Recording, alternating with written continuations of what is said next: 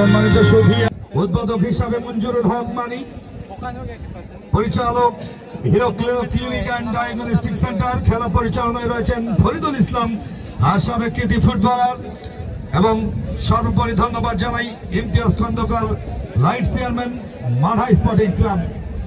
ধন্যবাদ সকলকে। পর্যায়ে মধ্যমাঠে যাবার জন্য আমি অতিথি পর্বে চলে যাচ্ছি।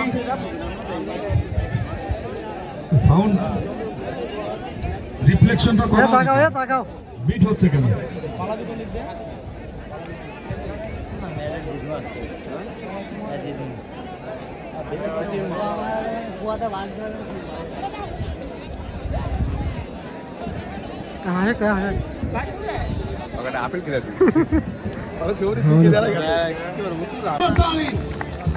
ধন্যবাদ। সেই সঙ্গে আমি সম্মানিত অতিথি মহোদয়কে মাঠে যাবার জন্য অনুরোধ করছি।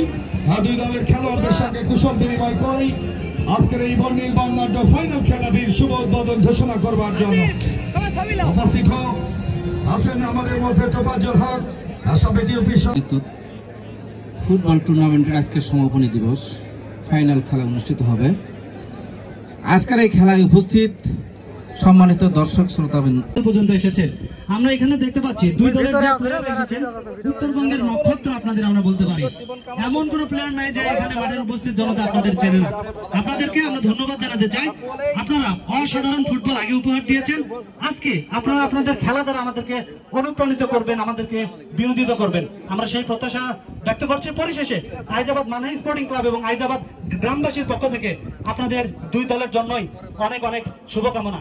ধন্যবাদ। আমি এ পর্যায়ে অল্প কিছু বলার জন্য অনুরোধ করছি মানহা স্পোর্টিং ক্লাবের সভাপতি জনাব ইমতিয়াজ খন্দকার রাইটকে। ধন্যবাদ আমার বন্ধু মোহাম্মদ তৌহিদুজ্জামান তুহিনকে।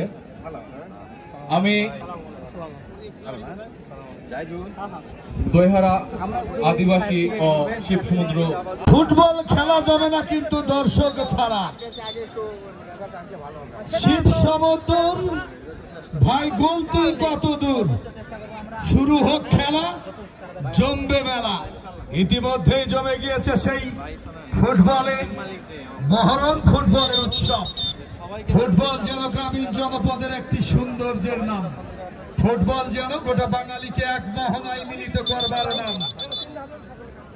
ওই শিব সমুদ্রে যারা খেলছেন,